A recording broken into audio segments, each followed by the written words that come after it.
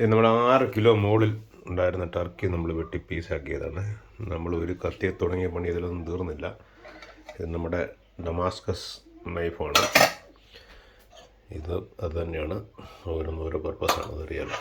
ഇത് നമുക്കെല്ലാവർക്കും അറിയാവുന്ന നമ്മുടെ നാട്ടിലെ തുണി വെട്ടുന്ന കത്രിക, ഹെവി ഡ്യൂട്ടിയാണ് സാധനം. ഇതെല്ലാം തുരുമ്പാണെന്ന് പറഞ്ഞാലും പൊങ്കാലയുടെ അമരണ്ട, തുരുമ്പല്ല, അതായത് കളറാണ് കേട്ടോ.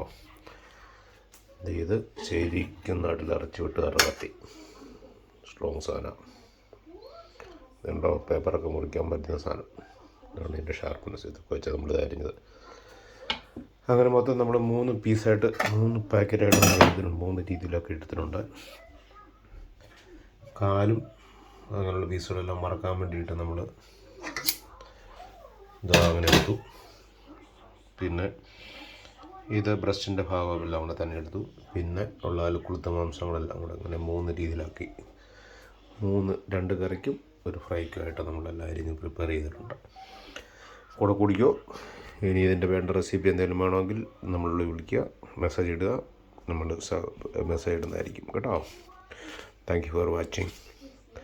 പ്രോത്സാഹിപ്പിച്ച് കൂടെ കൂടിക്കോണേ.